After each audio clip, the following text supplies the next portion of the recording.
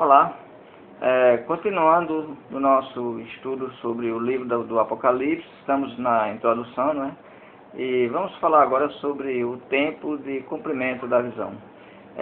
Sabemos que a Bíblia é um livro de profecias.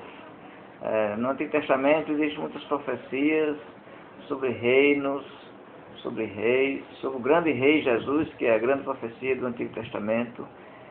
O livro de Daniel é um livro muito rico em profecias. Ele profetizou a queda do Império da Babilônia, a vinda de outros reinos, o Império da Grécia, não é? E a vinda do Império Romano, e inclusive a vinda do Reino de Deus, né? Então, sempre que há profecias, acontece também de, no contexto, você poder ver quando será o cumprimento daquelas profecias. Não uma data exata, né? Mas o momento, né? O período que isso iria acontecer. Isso também acontece no livro do Apocalipse. Então, nós temos que respeitar o prazo que o próprio livro apresenta para cumprimento daquelas coisas, daquelas visões. Não podemos passar por cima disso e querer jogar o livro, os acontecimentos para o futuro, quando o próprio autor, inspirado por Deus, no seu livro, ele mostra quando as coisas iriam acontecer e que não eram para um futuro distante. E isso você pode observar logo no início da leitura, né? Então, vamos ver aqui, por exemplo, capítulo 1, no primeiro versículo. Revelação de Jesus Cristo, que Deus lhe deu para mostrar aos seus servos. Então, Deus é uma revelação, Ele vai mostrar as coisas que em breve devem acontecer. O que quer dizer em breve? Você sabe, né? Logo. Não vai demorar, né? Está perto, né? E ele repete isso no versículo 3. Bem-aventurados aqueles que leem e aqueles que ouvem as palavras da profecia e guardam as coisas nelas escritas. Por que seriam bem-aventurados aqueles que lessem e guardassem? Pois o tempo está próximo. O tempo está próximo. Então, aqueles irmãos, ao receberem essa mensagem, eles entenderam que estava próximo, é isso mesmo, estava próximo, estava perto, né? As profecias que o livro estava apresentando, estavam fazendo, eram coisas, né, que iriam acontecer logo de imediato, não iriam demorar, né? Então, seria bem-aventurado ler e guardar as profecias para estar preparado, para estar entendendo, né, o que estava acontecendo, né? Para estar compreendendo, né, o que Deus precisa que você faça para poder você suportar essa aprovação. Então, erram aqueles que querem colocar esses acontecimentos para o futuro, quando o próprio livro está dizendo que as coisas iriam acontecer, né, para aquele momento em que eles estavam vivendo, né? E como se não bastasse, no final do livro também ele repete essas mesmas considerações. Podemos ver aqui no capítulo 22, no versículo 6, ele vai dizer, já no final do livro, ele já acabou de passar todas as visões, ele vai dizer: disse-me ainda, essas palavras são fiéis e verdadeiras. O Senhor, o Deus dos espíritos dos profetas, enviou seu anjo para mostrar aos seus servos as coisas que em breve devem acontecer.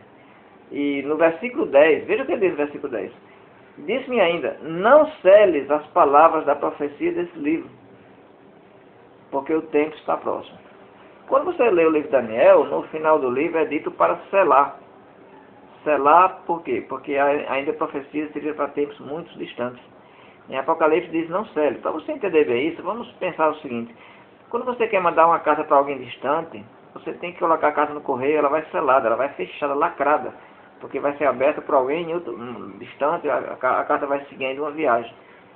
Mas você quer escrever um recado, uma carta para um amigo na cidade mesmo, né? Muitas vezes você não sela. Você pega um envelope, né, coloca uma carta dentro, pede para alguém entregar, não vai selada porque não vai ser entregue imediatamente. Então é isso que o autor está dizendo, o apóstolo João, né? Não seles. O que quer dizer isso?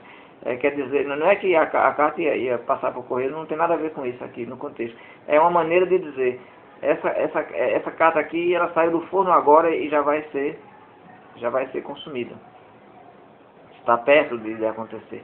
E quando nós vamos estudar o contexto histórico, nós vamos ver realmente que havia uma tensão, havia toda uma tensão que estava crescendo entre a igreja e o Império Romano.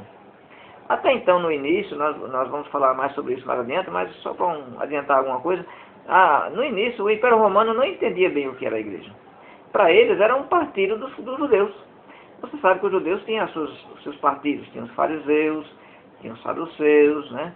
Tinham os zelotes, né? Tinham as suas divisões, e os romanos sabiam disso. Então, os cristãos eram mais uma seita. Uma divisão, ela até foi chamada de seita, né? Era vista como uma divisão do judaísmo. Então, os romanos até então não se importavam muito com isso. Mas o cristianismo começa a crescer. A igreja começa a crescer e atingir todas as esferas sociais e camadas do império, né? Então isso vai começar a fazer uma grande diferença. Então vai começar a haver uma tensão entre o cristianismo que está presente dentro do Império Romano. Então, quando a palavra diz que as coisas vão acontecer em breve, então haveria algo que iria acontecer e que iria causar essa grande provação, essa grande tribulação que a igreja iria passar. Então, o livro está dizendo que é para em breve. Eu não posso dizer diferente. Eu não posso falar diferente do que a palavra está dizendo. Agora, é claro que no final do livro ele narra coisas que são para o fim dos tempos, né? A volta de Cristo, o sentido assim do grande julgamento, né? O julgamento, todos colocados diante do trono, diante do livro, né? Julgado, o diabo sendo jogado no lago de fogo. Claro que essas coisas, sim, essas coisas são para o final, né? São para o fim de tudo. Apocalipse, a Bíblia começa com a criação e Apocalipse encerra com o final de tudo, né? E aí depois ele vai dizer que vai haver novos céus, nova terra. Então, claro que essas coisas não aconteceram, né? Mas as visões em forma de 7 selos, 7 trombetas, aqueles juízos sendo derramados por Deus, aquilo ali iria ter um impacto, seria uma realidade que aquela igreja iria presenciar. E não pense que isso rouba a beleza e a grandeza e o sentido do livro para nós hoje, de maneira nenhuma, entendeu? De forma nenhuma.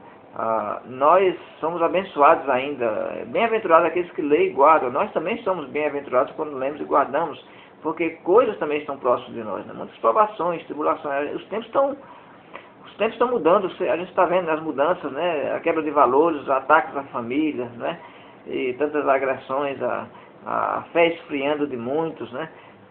Pessoas hoje não buscando a Deus e o próprio governo se corrompendo. A gente está vendo essas coisas acontecendo. Então, a mensagem ainda continua rica e poderosa e prática para nós também, né? Para nós também.